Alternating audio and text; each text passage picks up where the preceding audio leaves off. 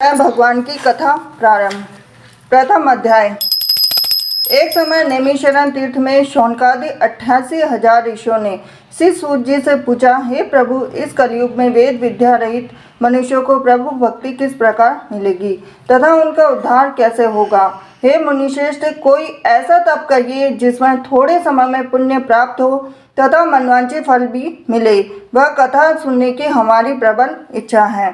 सर्वशास्त्र ज्ञाता श्री सूत जी बोले कि हे वैष्णवों में पूज्य, आप सबने प्राणियों के हित की बात पूछी है। अब मैं उस श्रेष्ठ व्रत को आप लोगों से कहूँगा जिस व्रत को नारद जी ने लक्ष्मी नारायण भगवान से पूछा था और श्री लक्ष्मीपति ने मुनिश्रेष्ठ नारद जी से कहा था। वह कथा ध्यान से सुनो। एक समय योगीराज नारद जी दूसरों के हित की इच्छा से अनेक लोकों में घूमते हुए मृत्यु लोक में आ पहुँचे। यहाँ अनेक योनियों में जन्मे हुए प्राय सभी मनुष्यों को अपने कर्मों द्वारा अनेकों दुखों से पीड़ित देखकर विचार करने लगे कि किस यत्न के करने से ही मनुष्यों के दुखों का नाश हो सकेगा। ऐसा मन में सोचकर भगवान नारद विष्णु लोक को गए। वहाँ श्वेत वर्ण 4 भुजाओं वाले देवों के ईश नारायण को, जिनके हाथों में शंख चक्र गदा और पद्म थे तथा वरमाला पहने हुए थे, देखकर स्तुति करने लगे।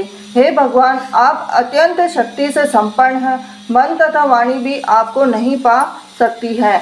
आपका आदि मध्य अंत नहीं है। निर्गुण स्वरूप सृष्टि के कारण भक्तों के दुखों को नष्ट करने वाले हो, आपको मेरा नमस्कार हो। नारद जी से इस प्रकार की स्तुति सुनकर विष्णु भगवान बोले कि हे मुनि श्रेष्ठ, आपके मन में क्या है? आपका किस काम के लिए आगमन हुआ है? निसंकोच कहो। तब नारद मुनि बोले कि मृत्यु लोक में सब मनुष्य जो अनेक योनियों में पैदा हुए हैं, अपने अपने कर्मों के द्वारा अनेक प्रकार के दुखों से दुखी हो रहे हैं। हे नाथ, मुझ पर दया रखते हो तो बताइए कि उन मनुष्य के सब दुख थोड़े ही प्रयत्न से कैसे दूर हो सकते हैं। श्री भगवान जी बोले कि हे नारद, मनुष्य की भलाई के लिए तुमने बहुत अच्छी बात पूछी है। जिस काम को करने से मनुष्य मोह से छूट जाता है वह मैं कहता हूँ। सुनो, बहुत पुण्य देने वाला स्वर्ग तथा मृत्यु लोक दोनों में दुर्लभ या उत्तम व्रत है। आज मैं प्रेम वश होकर तुमसे कहता हूँ। श्री सत्यनारायण भगवान का यह व्रत अच्छी तरह विधान पूर्वक संपन्न करके मनुष्य तुरंत ही यहाँ सुख भोग करके मोक्ष को प्राप्त होता है। श्री भगवान के वचन सुनकर नारद मुनि बोले कि उस व्रत का फल क्या है, क्या विधान है और किसने व्रत किया है, किस दिन यह व्रत करना चाहिए कि हे भगवान मुझसे विश्वास से कहिए। तो भगवान बोले कि दुख शोक आदि को दूर करने वाला यह व्रत, सब स्थानों पर विजयी करने वाला और भक्ति और श्रद्धा के साथ किसी भी दिन मनुष्य श्री सत्यनारायण की शाम के समय ब्राह्मणों के साथ बंधुओं के साथ और धर्म परायण होकर पूजा करे। भक्ति भाव से नैवेद्य केले का फल, घी, दूध और गेहूं का चूर्ण सवाया लेवे। गेहूं के अभाव में साटी का चूर्ण, शक्कर अथवा गुड़ भी ले सकते हैं। तो भक्ति भाव से भगवान को अर्पण करें। बंधु बांधुओं सहित ब्राह्मणों को भोजन कराएं। तत्पश्चात स्वयं भोजन करें। रात्रि में नृत्य गीत आदि का आयोजन कर श्री सत्यनारायण भगवान का स्मरण करता हुआ समय व्यतीत करें। इस तरह व्रत करने वाले मनुष्य की इच्छा निश्चय पूरी होती है। विशेषकर कलिकाल में मृत्यु लोक पर यही मोक्ष का सरल उपाय है। इति सत्यनारायण व्रत कथा प्रथम अध्याय संपूर्णम। द्वितीय अध्याय। सूत जी बोले, हे ऋषियों, जिसने पहले समय में इस व्रत को किया है उसको कहता हूँ, ध्यान से सुनिए। सुंदर काशीपुरी नगरी में एक अत्यंत निर्धन ब्राह्मण रहता था। वह भूख और प्यास से बेचैन हुआ पृथ्वी पर घूमता था। ब्राह्मणों से प्रेम करने वाले श्री भगवान ने ब्राह्मण को दुखी देखकर बूढ़े ब्राह्मण का रूप धारण कर उसके पास जा आदर के साथ पूछा, हे विप्र, तुम नित्य ही दुखी होकर पृथ्वी पर क्यों घूमते हो? हे श्रेष्ठ ब्राह्मण, यह सब मुझसे कहो, मैं सुनना चाहता हूँ। ब्राह्मण बोला कि मैं तो निर्धन ब्राह्मण हूँ, भिक्षा के लिए पृथ्वी पर ऐसे ही घूमता रहता हूँ। हे भगवान, यदि आप इससे छुटकारे का उपाय जानते हो तो कृपा कर मुझे बताइए।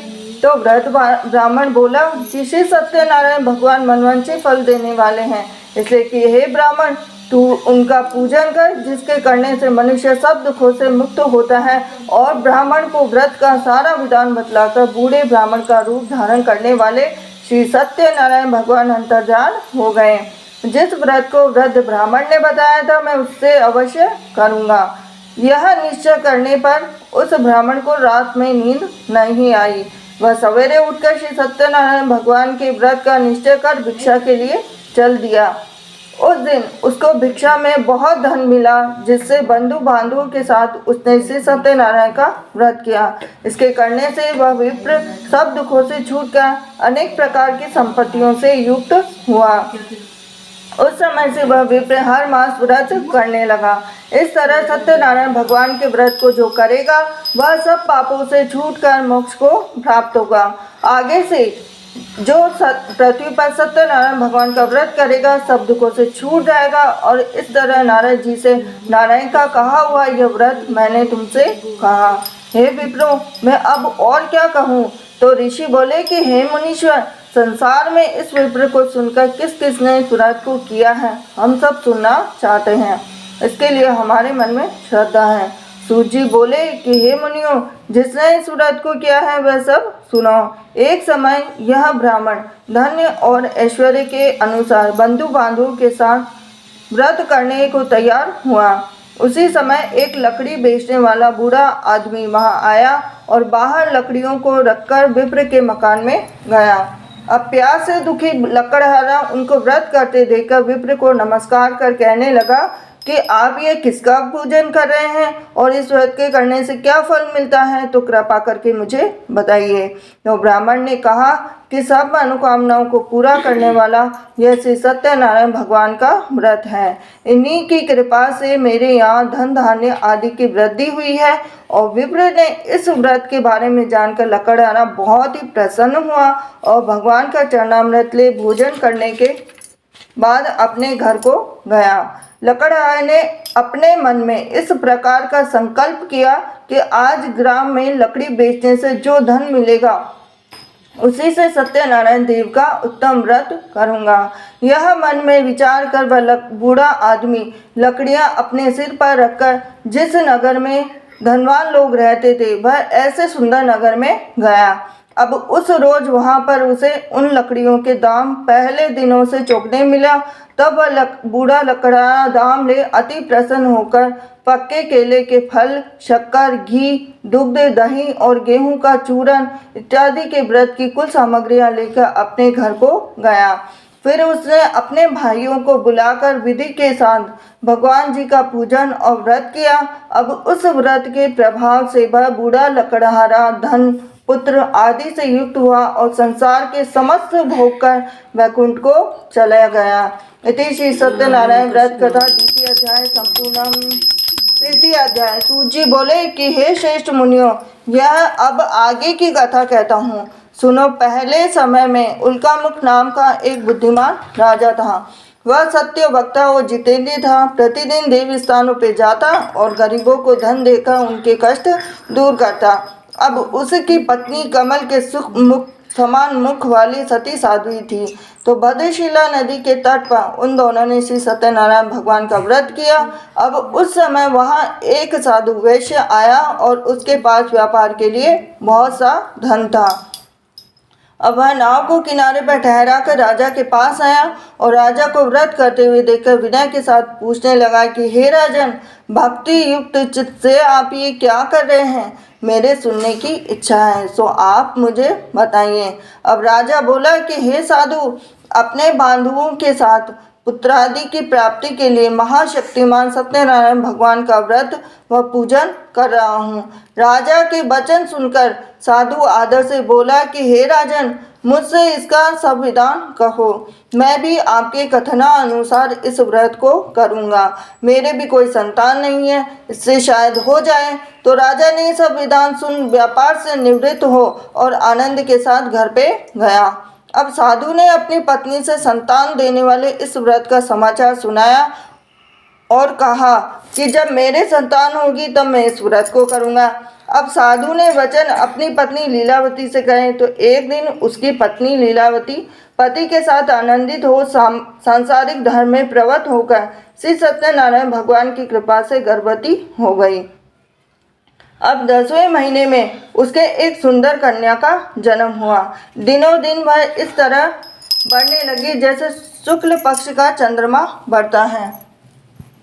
कन्या का नाम कलावती रखा गया। तब लीलावती ने मीठे शब्दों में अपने पति से कहा कि मैं जो आपने जो संकल्प किया था भगवान का व्रत करूँगा, अब आप उसे करिए। साधु बोला कि हे विप्रे, कन्या के विवाह पर व्रत करूँगा। अब इस प्रकार अपनी पत्नी को आश्वासन देकर वह नगर को गया। अब कलावती पितृगृह में वृद्धि को प्राप्त हो गई। साधु ने जब नगर में सखियों के साथ अपनी पुत्री को देखा तो तुरंत ही दूत को बुलाकर कहा कि पुत्री के लिए कोई वर देखकर लाओ।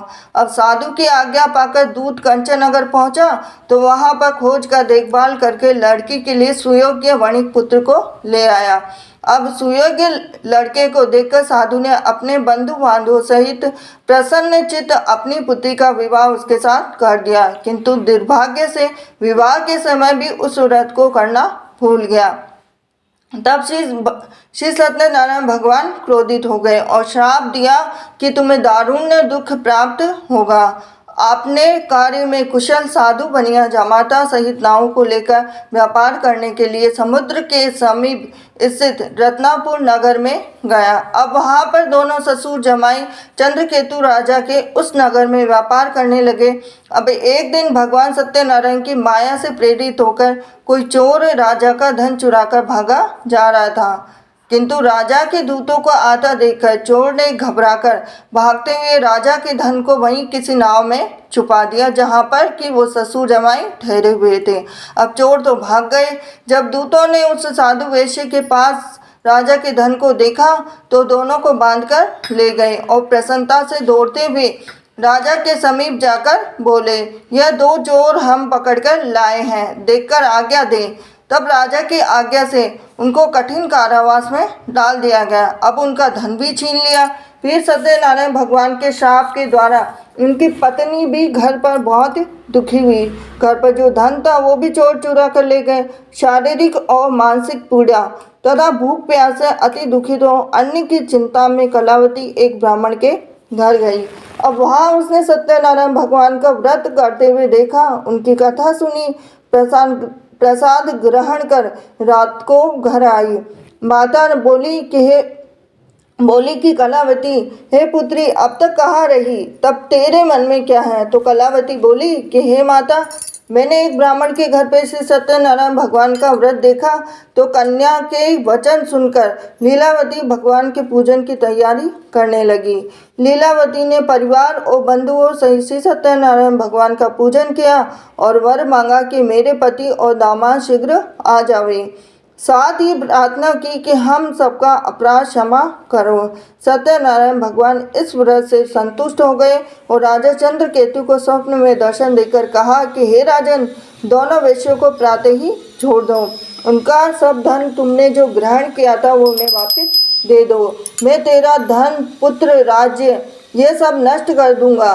तो राजा ने ऐसे वचन सुनकर भगवान अंतर्ध्यान हो गए। प्रातःकाल जब राजा चंद्रकेतु की सभा हुई तो सभा में उन्होंने अपना स्वप्न सुनाया और दोनों वणिक पुत्रों को केस से मुक्त कर सभा में बुलाया।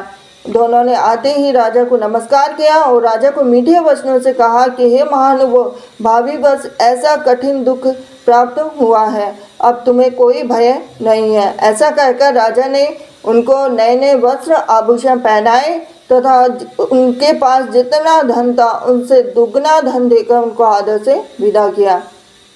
दोनों वैश्य अपने घर को चल दिए। इति श्री सत्यनारायण व्रत कथा 3 अध्याय संपूर्णम। 4 अध्याय। सूजी बोले, वैश्य ने मंगलाचरण करके यात्रा आरंभ की। अपने नगर को चला तो उनके थोड़ी दूर निकलने पर दंडी वेशधारी श्री सत्यनारायण भगवान ने उनसे कहा कि हे साधु, तेरी नाव में क्या है?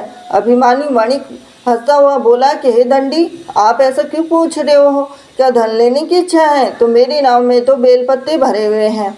तो वैश्य का कठोर वचन सुनकर भगवान ने कहा कि तुम्हारा वचन सत्य हो। दंडी ऐसा कहकर वहां से दूर चले गए। कुछ दूर जाकर समुद्र के किनारे बैठ गए। अब दंडी के जाने पर वैश्य ने नित्य क्रिया करने के बाद नाव को ऊंची उठी देखकर अचंभा किया और नाव में बेल पत्ते आदि देखकर मूर्छित हो जमीन पर गिर पड़ा। फिर मूर्छा खुलने पर अत्यंत शोक प्रकट करने लगा।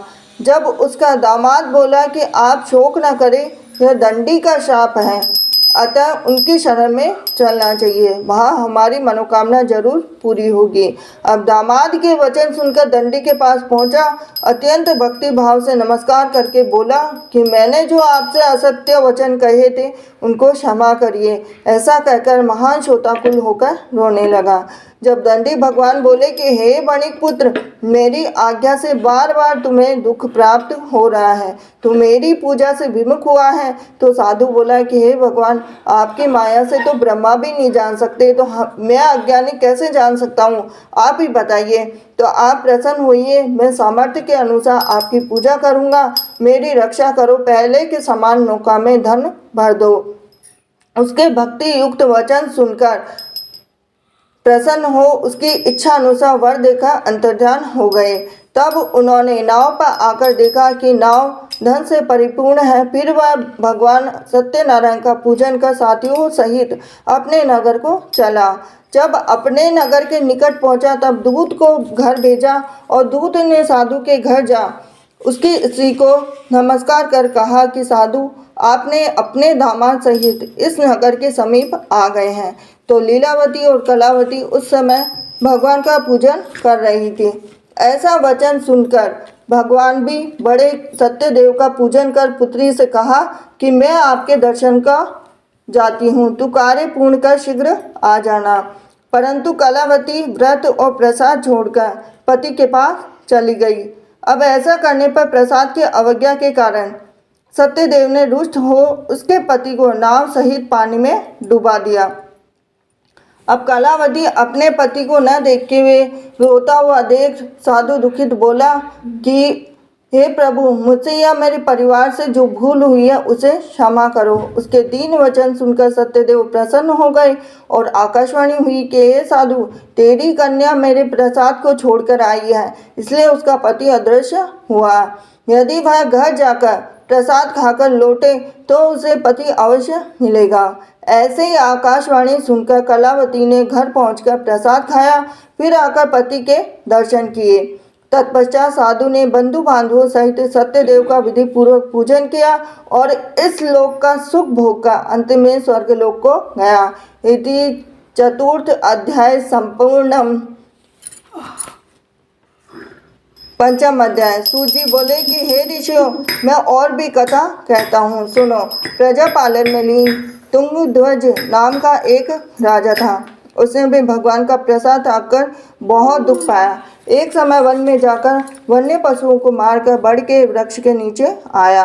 वहाँ उसने ग्वालों को भक्ति भाव से बांधवों सहित श्री सत्यनारायण जी का पूजन करते हुए देखा और राजा को देखकर भी अभिमानवश वहाँ नहीं गया और न नमस्कार किया। और जब ग्वालों ने भगवान का प्रसाद उनके सामने रखा तो प्रसाद को त्याग कर अपनी नगरी को चला गया। वहाँ उसने विश्वास कर ग्वालों के समीप गया और विधि पूर्वक भोजन कर प्रसाद खाया। तो सत्यनारायण देव की कृपा से सब कुछ पहले जैसा ही हो गया। फिर दीर्घ काल तक सुख भोग करने पर मृत्यु लोक पे स्वर्ग लोक को गया। जो मनुष्य इस दुर्लभ व्रत को करेगा और भगवान की कृपा से उसे धन धान्य की प्राप्ति होगी, निर्धन धनी और बंदी बंधन से मुक्त होकर निर्भय हो जाता है। संतानहीनों को संतान प्राप्ति होती है तथा सब मनोरथ पूर्ण होकर अंत में वैकुंठ धाम को जाता है। जिन्होंने इस व्रत को किया है, अब उनके दूसरे जन्म की कथा कहता हूँ। वृद्ध सतानंद ब्राह्मण ने सुदामा का जन्म लेकर मोक्ष को पाया और उल्कामुख नाम का राजा दशरथ होकर वैकुंठ को प्राप्त हुआ।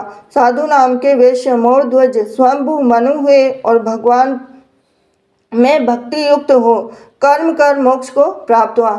इति श्री सत्यनारायण व्रत कथा पंचम अध्याय संपूर्णम। श्री सत्यनारायण भगवान की जय। आरती।